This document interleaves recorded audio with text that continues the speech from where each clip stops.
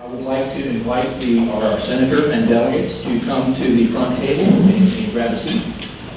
And then we'll get started. We'll just work from the left to the right with the microphone and let people provide their perspectives on what their goals are for the year.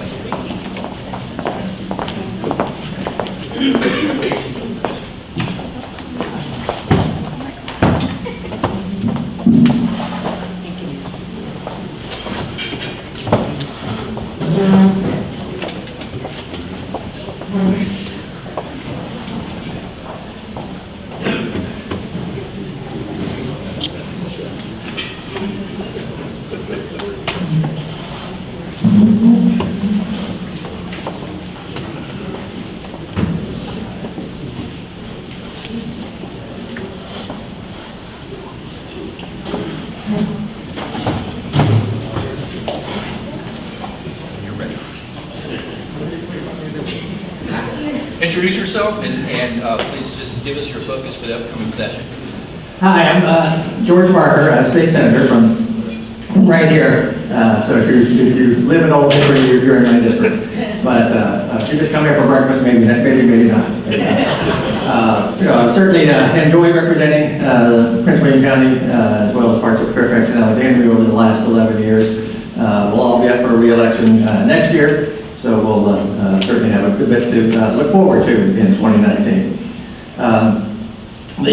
Actually, the 2018 session, I think, was extraordinarily successful. We accomplished a lot during that session, and several of the things I think do relate to some of the issues that the Chamber cares strongly about. And the Chamber was heavily involved, as well as other chambers around Northern Virginia in particular, but also throughout the Commonwealth in helping move these issues forward. Two of the critical ones were transportation issues.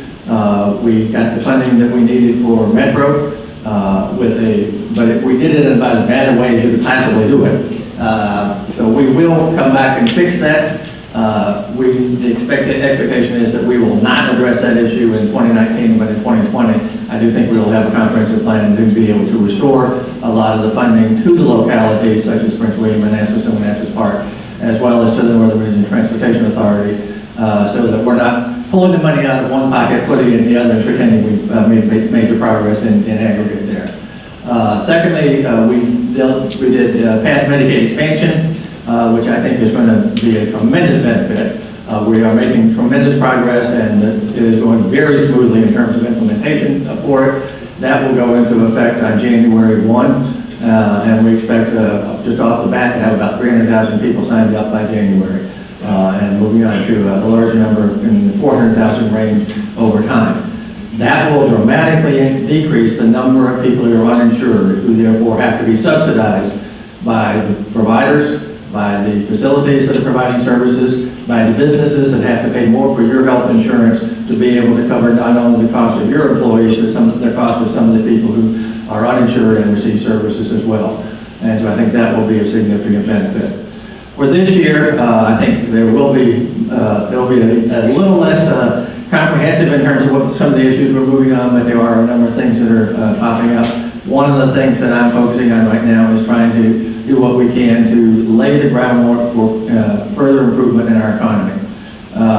We've had sort of a checkered past in Virginia. In 1790, we were the leading economic state. We were the leading and most populous state. We had 4 of the first 5 presidents came from Virginia, and we spent about the next 150 years going downhill. By the time we got to approaching World War II, we were in a situation, we were in the bottom 10 in economic standing, a state that was not growing significantly at all in terms of population, far below the national average, and we were decreasing in influence. We spent 75 years up through September of 2013, outperforming the nation substantially in economic growth and population growth, and a lot of that was driven by Northern Virginia, which had 100,000 people in the late 1930s, and now is about 2.5 million. So we were the leader to help that happen. We've suffered substantially since sequestration hit, but we're starting to pull out of it, and with things like the Micron deal and Amazon, we are positioned well to move forward in the future, and I'm going to try to make sure we continue to do that.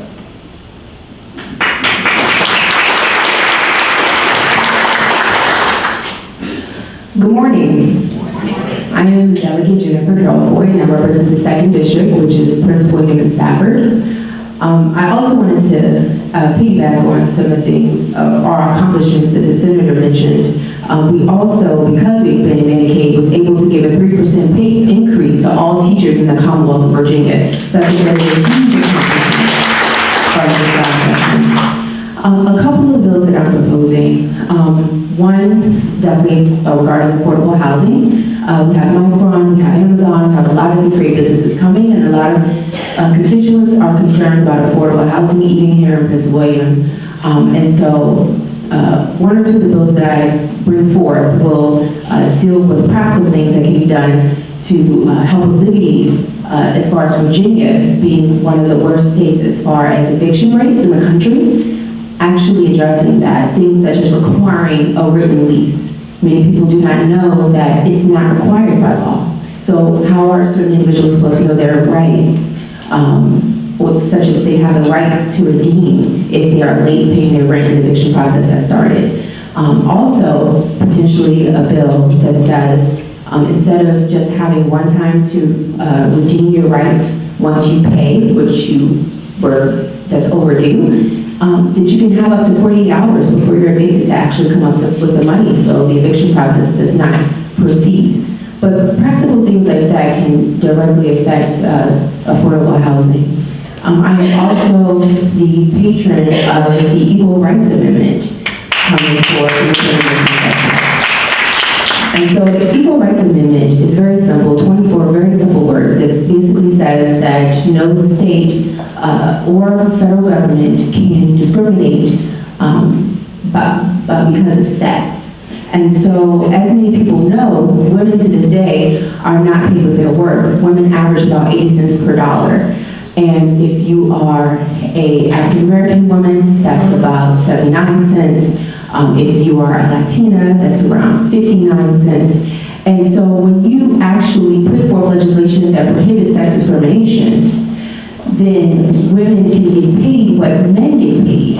And when you actually pay women with their worth, then you not only lift millions of women out of poverty, but also families out of poverty. So I think that is something that is going to be pretty profound, because Virginia has a historic opportunity to become the 38th and last state needed in order to pass the Equal Rights Amendment. So that's something that's really exciting. I also will be bringing forth an English as a second language learner study. In Virginia, I think we can do a lot better with our English as a second language learner students and preparing them for the workforce. And so I put forth legislation last session that actually passed that said if you are proficient in a second language, you do not have to take another language. You can actually take coding in replace of it, which is a language. And that is something that can readily prepare English as a second language learners to actually enter the workforce straight from high school and make around $50,000 to $60,000 straight out of high school without having to take up another technical education loan or anything of that nature. So really preparing that population as best as we can. And so I will be bringing forth a study that's going to look for the opportunities and how well it is actually working and being implemented here in Virginia. Last two, something on criminal justice reform. I think some of you may have heard about cash bail. In Virginia, we have a two-tiered system of justice here. And so if you are wealthy, you can purchase your freedom out of jail, pre-trial, meaning some people just have been charged with a crime and they sit there for days, weeks, or months at a time because they're too poor to pay for their freedom. Whereas if you're wealthy enough, you can pay your way out of jail. Has nothing to do with whether or not you'll come back to court, whether you're a danger to yourself and the community. So you can be a danger, and you can be proven to not come back, but because you're wealthy, you get to pay your way out, and that's a problem. So as a former public defender, I saw this on a daily basis, and so to really rectify that and make sure that we're using evidence-based practices to make sure the people who should not get out of jail are not, but the people who should get out do. And affordability or your paycheck should not be the deciding factor. And lastly, a bill on coal ash. And so many people know that there's legislations and studies that's been going on for a while. Dominion, very close to, has coal ash ponds. I can walk to them from my house. And in those ponds, there's coal ash. Coal ash is composed of lead, arsenic, mercury, carcinogenics. And we are now debating on the best, most responsible way to clean that up. Some people propose cap in place, which means just put a layer over top of it, some dirt, and just hope for the best.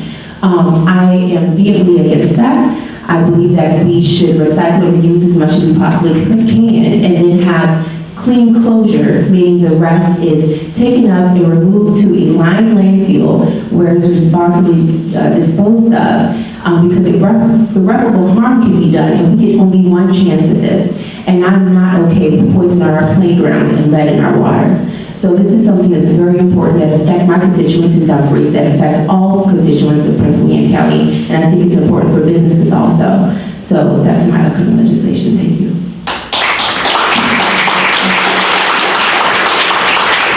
Hi, good morning everyone. My name is Danica, Roem, and I am proud to represent the people of the city of Manassas Park and the Prince William County portions of Haymarket, Gainesville, and my lifelong home, Manassas. And among my Gainesville constituents is Bob Schneider from Omni, right? And I was so proud to have sat down with him and Supervisor Frank Principe all the way back in January before session even began, so that we could start talking about how are we going to finally bring mass transit, commuter buses, out to Haymarket in the 13th district, in that western part. And we worked on this for months. We met together probably 6-7 times we've met together. And I am so proud that on December 17th, we're getting it done with not just 4, but as we learned this morning from Perrin, thank you so much, 5 bus stops along the Heathcote Boulevard corridor beginning December 17th to 5 stops over in Arlington.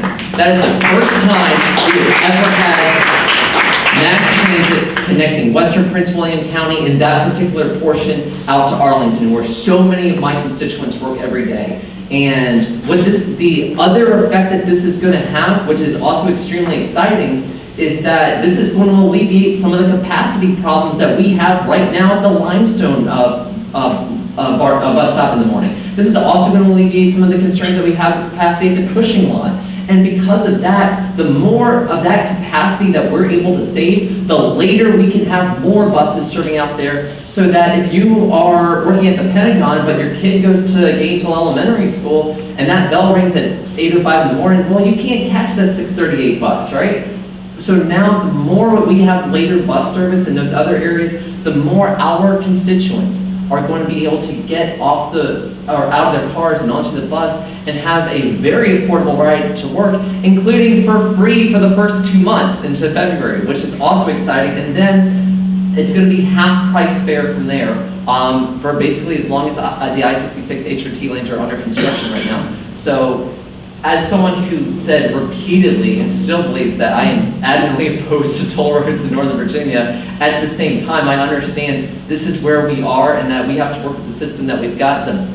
And that means that the best option that we have going forward is to expand mass transit so that my constituents in Haymarket and Gainesville don't have to make a choice between paying exorbitant fees to ride toll lanes or being stuck in public access lanes every day. So I'm really proud of that. I'm proud that every person at this table was part of the bipartisan coalition that passed the Medicaid expansion to up to 400,000 Virginians, including 3,800 of my uninsured constituents in the 13th district.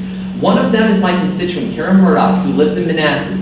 She is an amputee on her dominant arm at the elbow below. She hasn't had health insurance for a good while now. And when she had health insurance, she was told that having a mechanical prosthetic device was considered a luxury. And they offered her a hook instead. Well, now, not only is she going to be able to get the care that she needs just for basic care right now, but right now she's also looking at different Medicaid expansion plans to figure out which are going to be able to cover the mechanical prosthetic device that she needs. I put in a bill this year to mandate that all health insurance companies would have to provide that within their health care.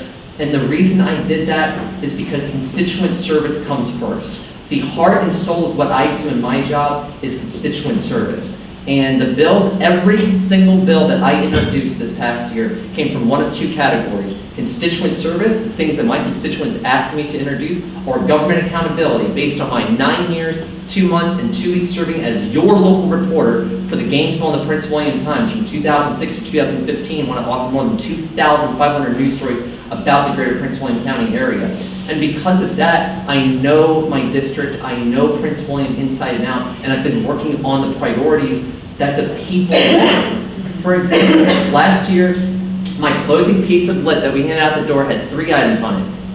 Fix Route 28, expand Medicaid, raise teacher pay. Well, as Delegate Carroll Foy and Senator Barker were talking about, we got Medicaid expansion done beginning January 1st. That's a great start, but we still will have hundreds of thousands of people who still can't afford health insurance, and we're not going to forget them either.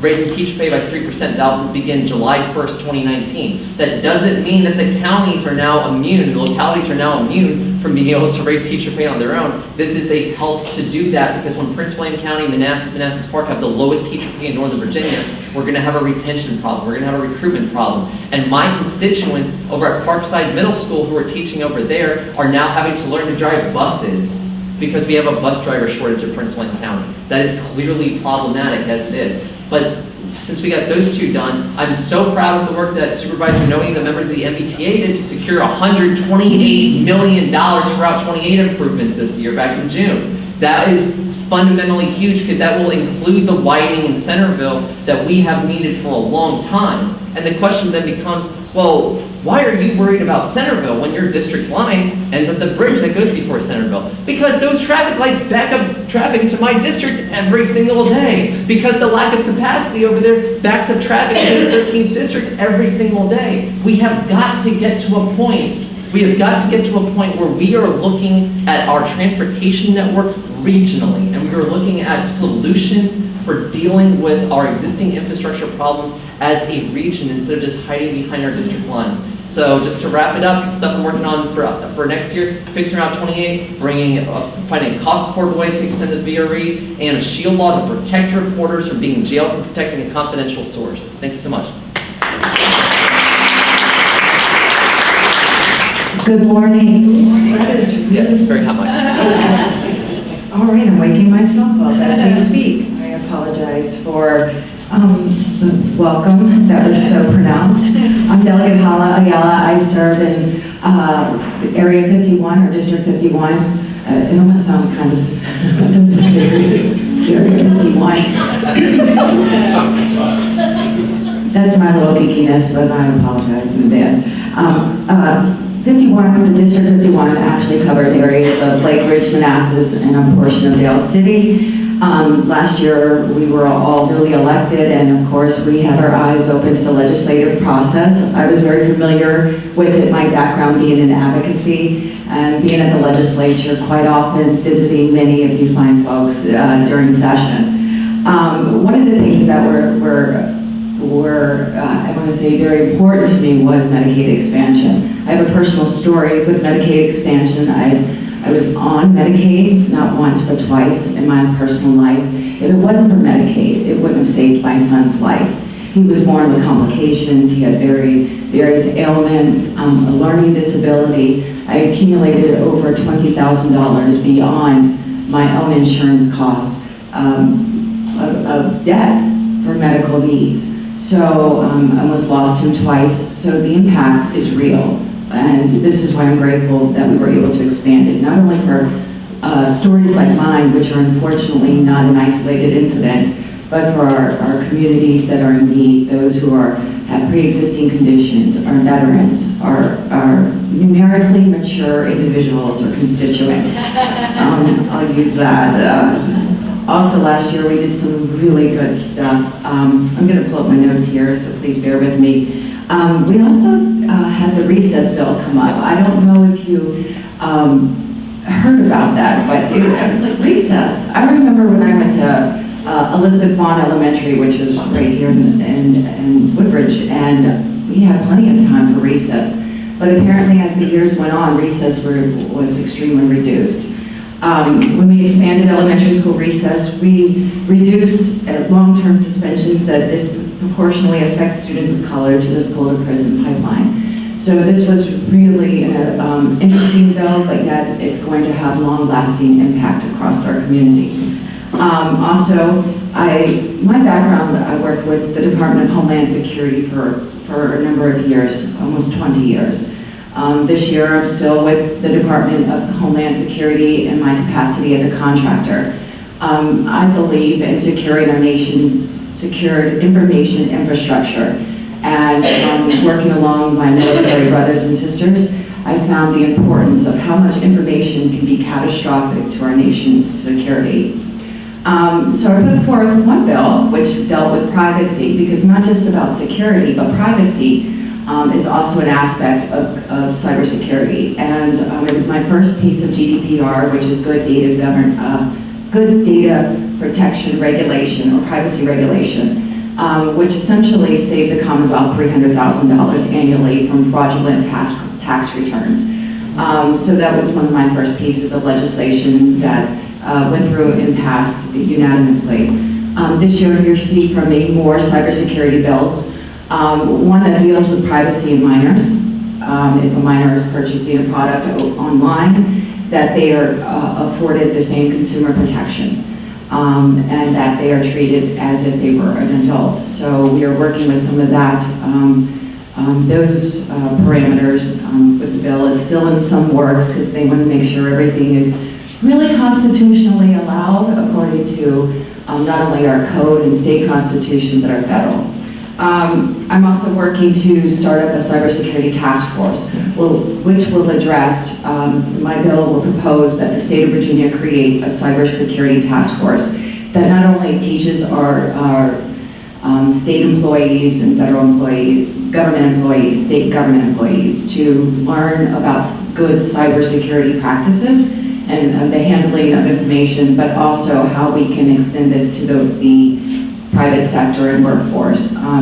My goal is to heighten awareness. Again, being in my line of work, I realize the catastrophic impact of our nation's information, or even proprietary information, and how that can impact or cripple a business, a banking and financial institution, or just a state institution. So I'm hoping that we have further discussions on what pieces of legislation can derive from that task force. The other piece I'm initiating, but it's still in the works, it has to do with an equitable education task force, which talks about how we are addressing equitability or equality in education for children that are at a disadvantage. So this means how we direct funding to Title I schools, how we provide resources, how we assess testing. I know that from my personal story, my son is on the spectrum. He has several learning disabilities, and when you are not equalizing the playing field with education options and opportunities, you put them at a disproportionate advantage, not only to be a part of our community or work or thrive, but just personally self. And so this will also impact things like recidivism. This will impact things like, opportunities to help our children with disadvantages, whether they be economic or neurologically disadvantages. So again, these are all in the works, things that I'm hoping will support the Commonwealth. It's kind of that gray area that some folks don't think about. I like to work in that gray area that is not necessarily very shiny, but will have a great impact for years to come. And something I want to share with our fellow chamber members is that I started my own business recently, so you may see me around even more. I have started my first cybersecurity business. It's still in the works, because there's a lot of paperwork, which I had not realized what you would have to do to start your own personal business, but it's definitely an adventure so far. It's a beginning to not only being able to provide myself flexibility and stability financially, but also my family. I think we need to offer more of that here in Prince William County for small business owners or those who want to seek opportunities. And going through the process myself as a new business owner, it was very scary. So I would like to have discussions with you, the business community, how we can make this process easier. Because navigating those waters was like, wow, I need a lawyer, right? I do have one, but it just was not very intuitive, the process. Like, I need to do the following steps in order to do this. I think this would open opportunities just here, not only in the 51st District, but around Prince William County. And maybe, open up more opportunities for more small business to come forth in the future. With that, I'll pass it off to my fellow colleague, Delegate Guzman, and thank you for having me. I really appreciate the opportunity to discuss with you our future.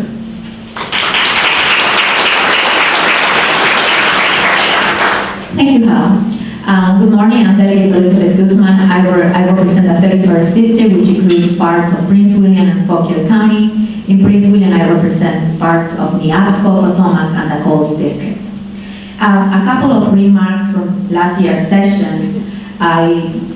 It was my honor to be a co-patron for the gasoline sales tax floor that will bring $7 million to PRTC and $14 million to the VRE, and I think that's very important for public transportation.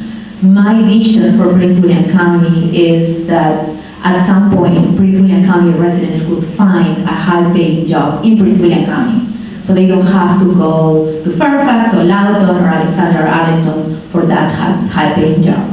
And also, another remark from last year, we found, we actually filled a position for a judge in the circuit court. It was an opening that was vacant for a few years, so we found money, and we're trying to find more money for a new judge for the upcoming year as well. For next year legislation, so I was looking at your priorities. I just wanted to know that this year, in the House of Delegates, we are limited to 15 bills. We can only present 15 bills. So for education, as I was reading your priorities, I'm doing a study on special education. Last year I wrote a bill on special education, but what I want to do is a study because I want the Code of Virginia to align with DSM-5. Right now, the Code of Virginia on mental health disabilities, it only specifies from 12 to 15 disabilities. But actually, there's a book called DSM-5 that is this thick that specifies all types of mental health disabilities. So I wanted to align the Code of Virginia with the DSM-5. Also, I wanted to create a position that will analyze the amount of children that are waiting for a preschool opportunity. Anytime we have these conversations in the Virginia Assembly, we talk about, well, we already have the VPI, Virginia Preschool Initiative, and we have Head Start. But we never had the data of how many children are waiting for services. And there is quite a few, there is thousands of children waiting for services, and I wanted to create that position of the Department of Education Appropriations so they can analyze the data across the state.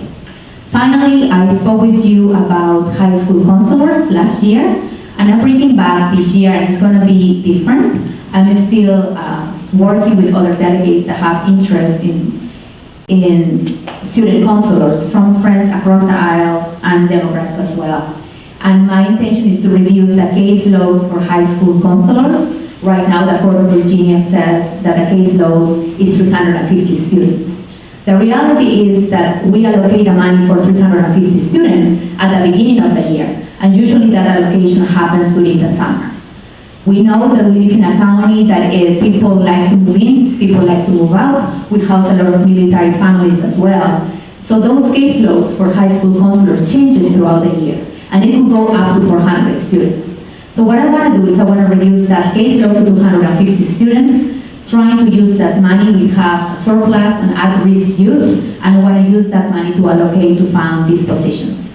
My intention is that these school counselors, because the name was changed, and so as the qualifications, the school counselors need to be licensed in mental health to licensed counselors. So I want them to spend to spend their time not only assessing for mental health, but also helping children to fill out college applications, to provide children to help to find, so they could find a career path. For veterans, I represent the population of the veterans and active duty military in my district. It's close to 35%. So I want to help them as well. Last year we passed a bill that would allow teachers, so they don't have, veterans spouses who are teachers, don't have to update their license in Virginia, so they could come and find a job right away. So I'm trying to do this year the same, but I want to do it for nurses. Many of the active duty militaries and veterans, their wives are nurses. They are RNs, CNAs, LPNs. So I want them, when they move to Virginia, to be able to find a job right away, and they will have 1 year to update that certification.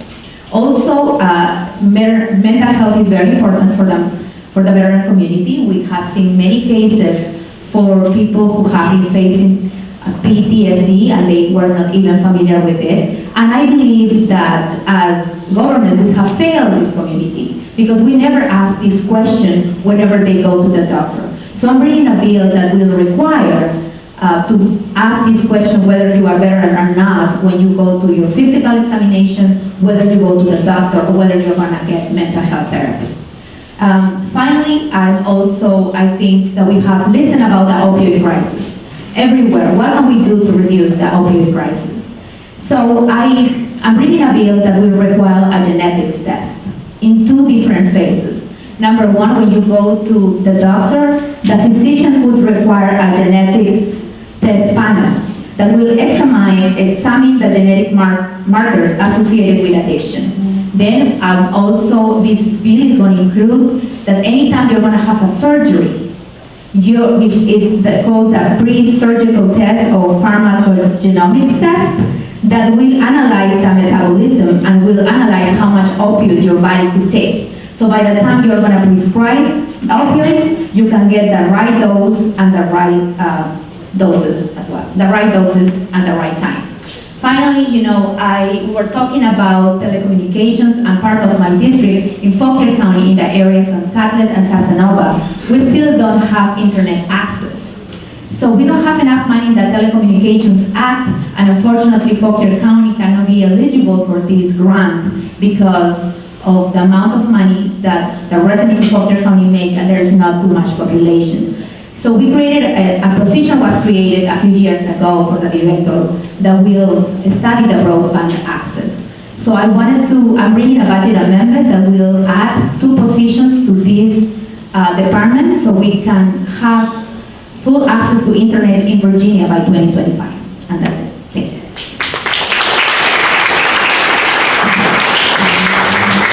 Thank you very much. I think this is the first time we've ever been on schedule, at least in my recent. You guys are great. And you gave great introductions to your focus for this coming session.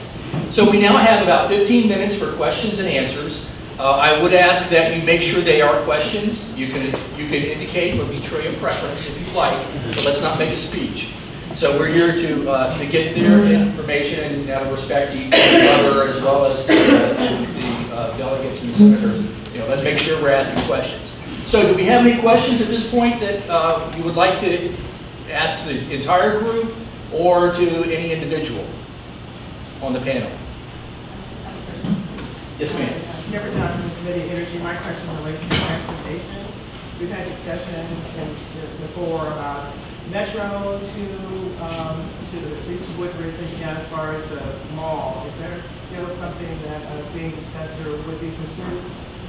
That issue is still on the table right now. There have been initiatives in Congress to do some preliminary analysis of that. The extension of the blue line down in eastern Prince William County is on the comprehensive plan for the metropolitan area in terms of transportation. Nothing's going to happen on that issue until we finish the silver line, which is supposed to be done in 2 years in 2020. That is supposed to be opened out through Reston, Herndon, Route 28, Dulles Airport, and 2 stops in Loudoun County. And just to give you an indication of sort of what is happening around that, there are already major developments being planned and worked on in Fairfax County in the Preston Herndon area along that line near where those stops are.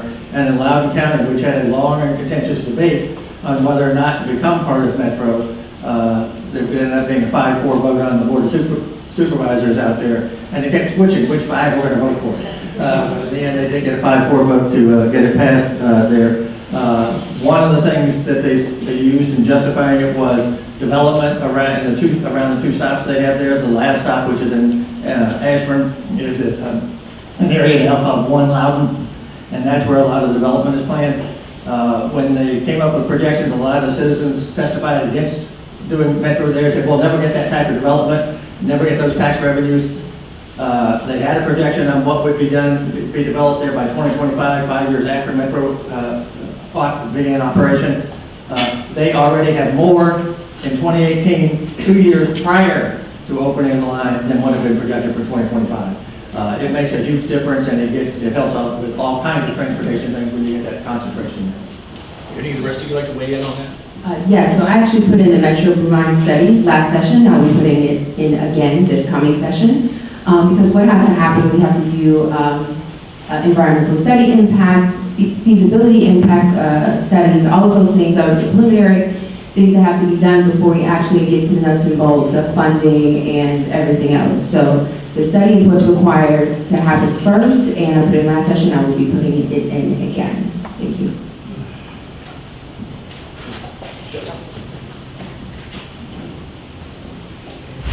I just want to add a comment on recommendation, and I think this is public information, so I'm not breaking news here, but my recommendation will be to the Chamber of Commerce to reach out to the County Board of Supervisors, because we haven't seen the reception for a Metro line here in Prince William County, and it would be a great idea for the Chamber to reach out to the County Board of Supervisors so they support the Metro, the Blue Line in Prince William.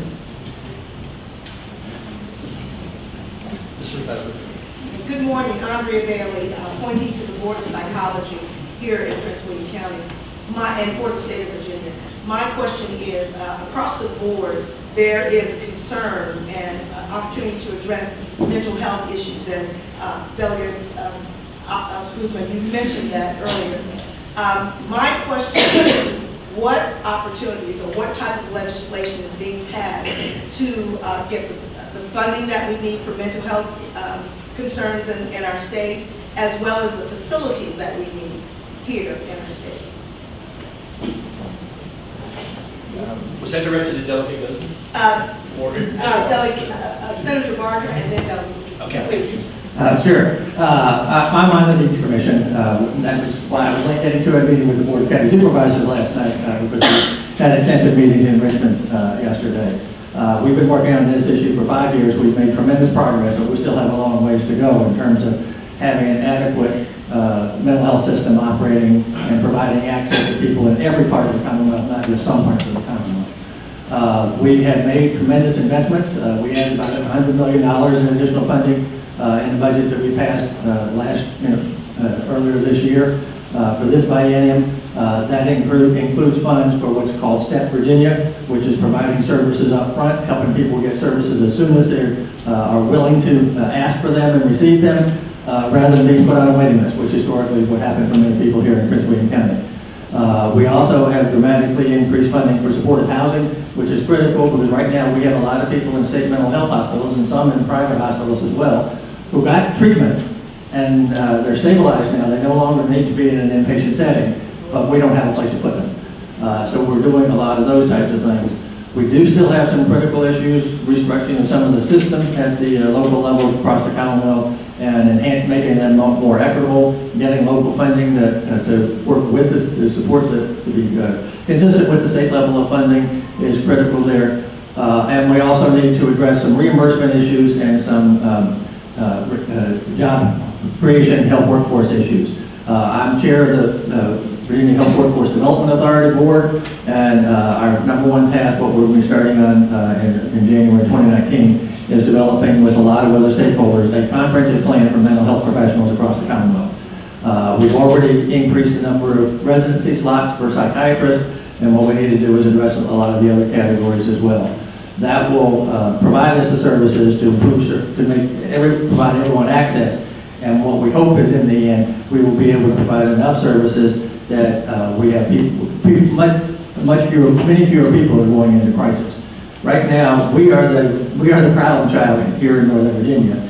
Last 3 years, in all 4 other regions in the Commonwealth, the number of temporary detention orders issued stayed flat.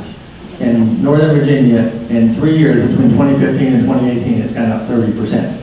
So we need to make sure that people have access to services when they start to have a problem, and we don't wait till they go into crisis to try to provide them.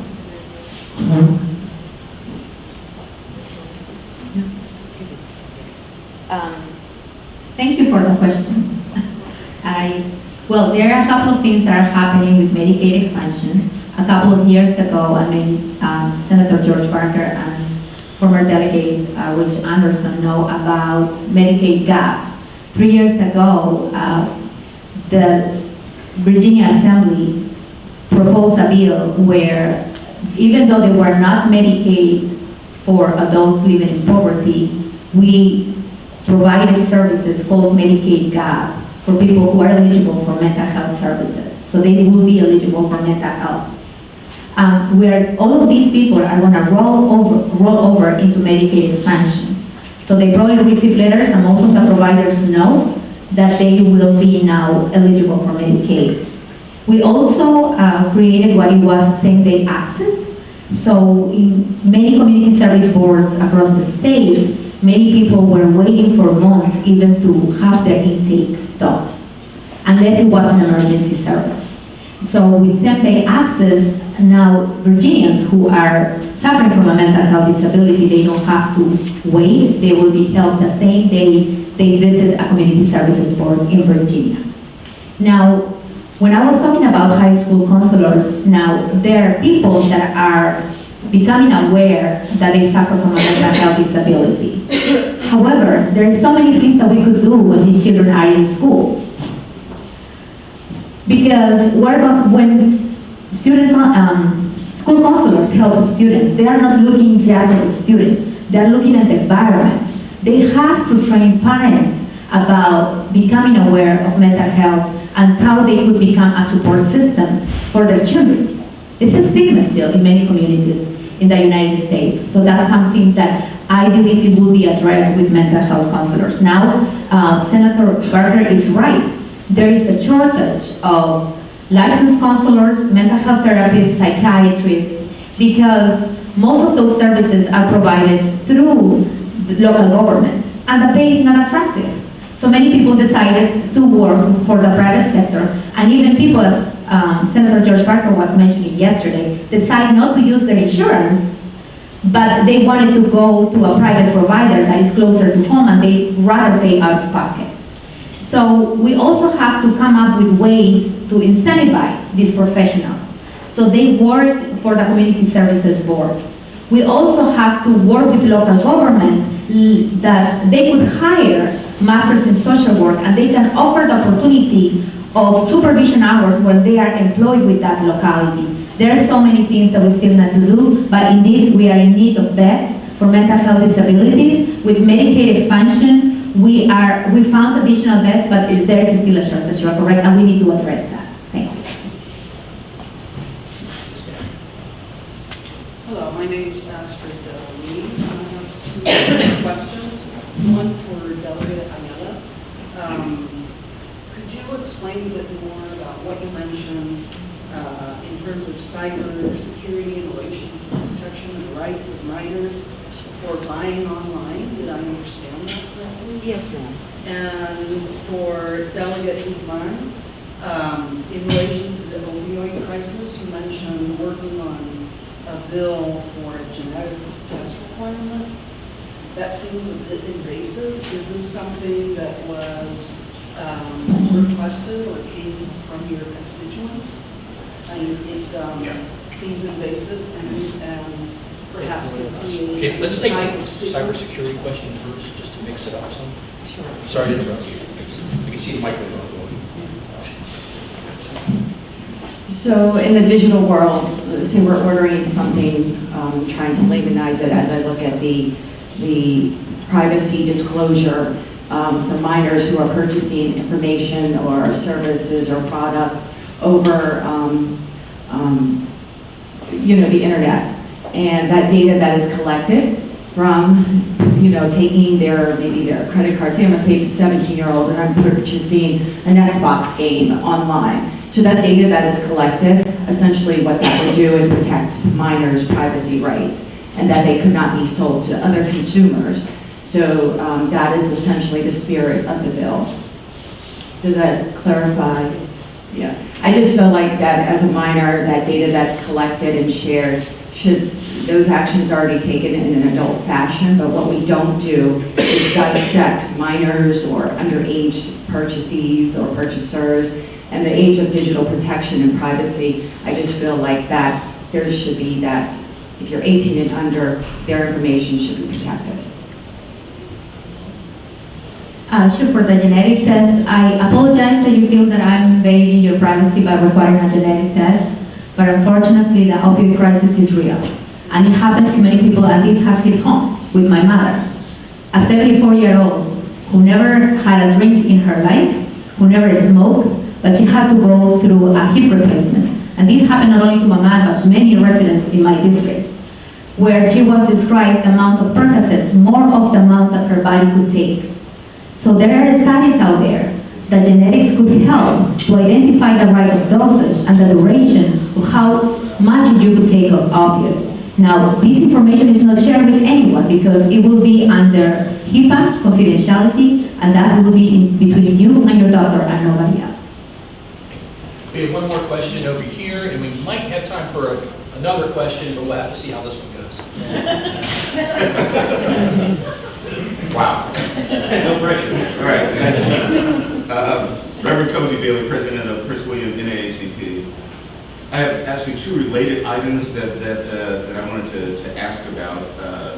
First of all, Delegate Carroll Ford, thank you for continuing to work on that cash bail problem. I think many people don't realize that it's not an issue of guilt or innocence. It's an issue of equitability. And many of us don't understand the difference between equitable and equality. But for the sake of it, equitability is giving people what they need in order to reach a certain thing. Equality is giving everybody the same thing. We've proven through the history of this country and this Commonwealth that doesn't work. Thank you so much for that. But my question really is about the felony larceny level within the Commonwealth of Virginia, where we recently moved from, I think we were number 51 out of 50 states in the level of our felony larceny for $200 to $500. Which moves us up the chain a little bit. I think now we're number 45 in the United States. Can you tell me, is there a appetite, and Senator Barker, if you could weigh in on this one, either in the House or in the Senate, for getting a realistic level, $1,000 to $1,500? And I think all of you on this panel know that the state of NAACP is behind a level of at least $1,500. And we'll be coming to you and your compatriots on our legislation day, the day after Martin Luther King's holiday. So if you would please comment on that. Absolutely. So the short answer to your question is no. There is no appetite to move the threshold anytime soon. The only way that we were able to get it past this session is twofold. One, because there were 15 new elected Democrats, and most, if not all, believe in criminal justice reform, and knew that the grand larceny threshold was a prominent issue that we heard from many of our constituents. And then also because that was a part of a package deal, and that is the only way that it was able to pass. So there was a restitution bill that was deplorable, right? And it is deplorable. However, that had to get passed in order for us to increase the grand larceny threshold up to the $500. So, with that being said, I do agree with you. I put in the grand larceny threshold increase bill myself. I think mine was for $1,000 or $1,500, and it believe died on party lines. But to answer your question in short, no, that is not going to get done. Things that I think realistically can be done. Eliminating suspensions of driver's license for failure to pay court fines and fees, which has a disparate impact on minorities and indigent individuals. Things such as cash flow reform, All of those type of things, I think, will also help with equitability here in the Commonwealth and increase fairness, justice, and equality across the board. But for that particular issue, I know I'm going to run into, which I've already had, the discussion of, we've already addressed that, let's move on, right? And so that's where we are with that. And so Senator Barkley can start off with tenants. Historically, there's been a lot more support for increasing the felony threshold in the Senate than there had been in the House. So the compromise that was struck last year was with members of the House who were resistant on that. And it was, we were number 51 out of 50. So we've actually moved up a little bit there. One of the things that I think contributed to being able to get it passed last year was that we were hearing consistently from our Commonwealth Attorney's offices around the state. They don't have enough staff to be able to do felony prosecution, which take a lot of their time for everyone who had something that was, in that 200 to 500 range. And so in reality, what was happening was in most cases, even when there had been a filing of a court action, a charge there, it through the process was, led down to a misdemeanor rather than a felony. However, in some circumstances, it clearly there was effort made to target certain individuals, and some of those individuals are part of the reason NAACP is involved, because it frequently was members of racial and ethnic minorities who were the ones who did get the felony convictions. So I think we have made some real progress on this. I agree with Delegate Carroll Ford that we're not going to change that further in 2019. But I think we will be, in moving forward, we'll be willing to look at doing it more, reassessing it at some point and making a second judgment as to whether 500 is a figure that we want to stick with or whether we'd be able to increase that. I think it took about 30-something years to get from, it increased above the 200 level. Let's hope it doesn't take 30 years to make it more realistic after that. Okay, we had 2 or 3 more questions, but unfortunately I have to go to the first one I saw, which is the first hand I saw last time. So, the back table, Mr. Miller. Thank you. 2 quick things. First of all, Senator Barker, I just want to, I know you said it questions only. Senator Barker, I want to thank you for your leadership style, your even temperament. You are, with the obviously notable exception of Senator Colby, you are the most pleasurable Virginia State Senator. You should have sent me to the governor's office yesterday. And I appreciate your leadership there as well. But thank you for your temperament, the way you work with the chamber and with the Board of County Supervisors. You're a real asset to our community. That said, I have a question. So, great news. Amazon's bringing 25,000 jobs to Arlington. There's a tremendous opportunity for Prince William County to bring in subcontractors, suppliers, all the downstream businesses that are with that, but only, and bring them to the Route 1 corridor, but only if we can fix the bottleneck on 995. The bottleneck on 995 is not a project that the MBTA can address. It is not a project that Prince William County can address. Can you tell us what the state's plans are, what the governor's office of General Assembly can do to fix the I-95 bottleneck problem? Because it's not something we can fix locally because of the contracts. So I'll pass the mic over to Senator Parker in just a second. Just so you know, I've actually spoken to the governor's office now on 2 occasions, and I've got a couple more coming up. And on the list of transportation concerns that I've asked them to address includes the 95 bottleneck. What Supervisor Noe's talking about is between, is basically at the bridge between Occoquan and Lorton. This has been perpetually problematic for a long time. And this, even though it's out of my district, the fact of the matter is I've still got a lot of my constituents who live in Yates Ford, right next door, where, actually I live, and in Signal Hill, even over in Manassas Park, where folks will actually go down there and they will get stuck in that backup, and during the evening, it will back up past Lorton. It's so bad. And so when we were looking at the transportation improvements that were coming in as a part of the Amazon deal, we noticed that they had designed the improvements almost in the same fashion that you see when a development comes before the Board of County Supervisors. Before the proper law in which place, you would look at transportation improvements in the immediate vicinity directly adjacent to that property. Well, what we're seeing in the Amazon case is basically the same thing. It's just that it's such a large project that the transportation improvements are basically being targeted over in Crystal City, in Arlington, in Alexandria, and a lot of those are very much needed. Say the elevated walkway between Crystal City to National Airport, the 2 entrances into the Crystal City Metro Station, for example, the Potomac Yard Station. There's a lot that we can work with there, but what I did not see in the transportation package that came with this was anything that went out into the exurbs or went out further into Fairfax, or even anything really dealing directly with Prince William County. And so what I am privately working on with the governor's staff right now is to, one, make sure that we have our transportation needs that directly affect Prince William County commuters addressed, including the 95 bottleneck, including 66, including 28, including basically all of those places that our commuters are going to be coming from to get to those jobs over in Crystal City each day. So that's going to be one part of it. Another part of this package here is, earlier I had talked to, I'm trying to remember who, when I had talked to Aubrey Lane, former transportation secretary, who's now the finance secretary for Department of Transportation, I asked him about the contract that the state has with Transurban dealing with 395 and the non-compete clause, basically that the state government would have to pay a fine in order to have one additional public access lane in an area where we have the public right of way to be able to do it in the first place. They said it would put it at a competitive disadvantage.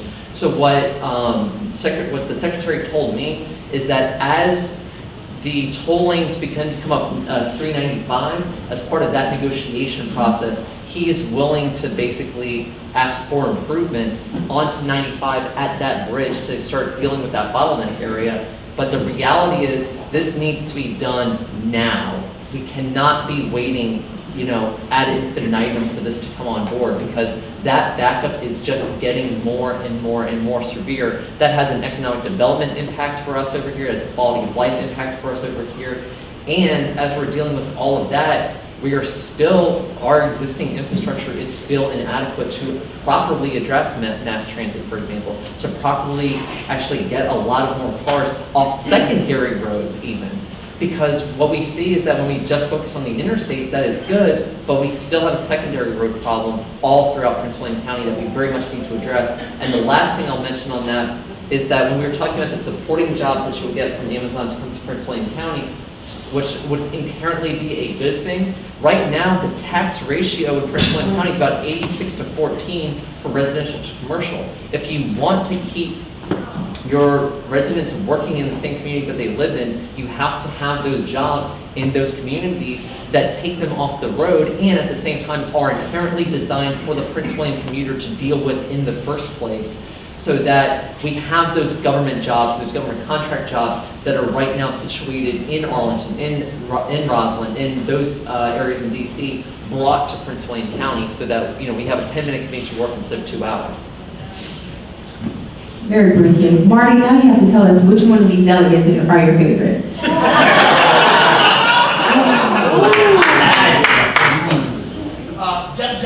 The late delegate Harry Bear.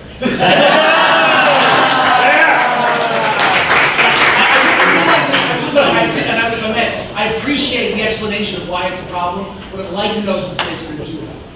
Okay, so I, just very briefly, and I think Senator Barker is going to go into depth about this, but what I know is that the governor is going to make an announcement within the next month that directly address the bottleneck on 95. So I think Senator Barker can say a little bit more about it.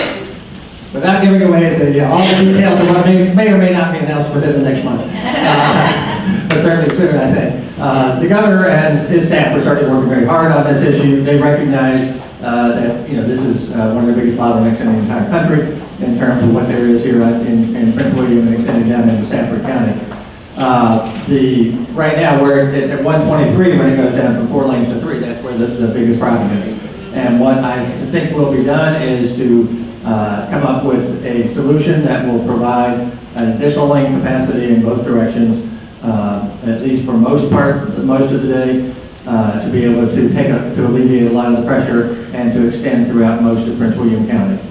We also have other things that are underway. There is extension of the express lanes for an additional 10 miles down in Stafford County, which will help with particularly with the afternoon commuters, which now gets backed up all the way down into the Fredericksburg area. And long-term, there are a number of things at the federal level. Hopefully we'll be able to get some additional funding for that, for what's known as the Atlantic Gateway, to be able to move us much farther along and provide a wide variety of options for transportation service all up and down the 95 corridor, going all the way to Richmond, et cetera. So there are some things that are happening some of which will happen fairly soon, I think, some of which are a little longer term, but will over the next couple of years will happen, and some of which are the very long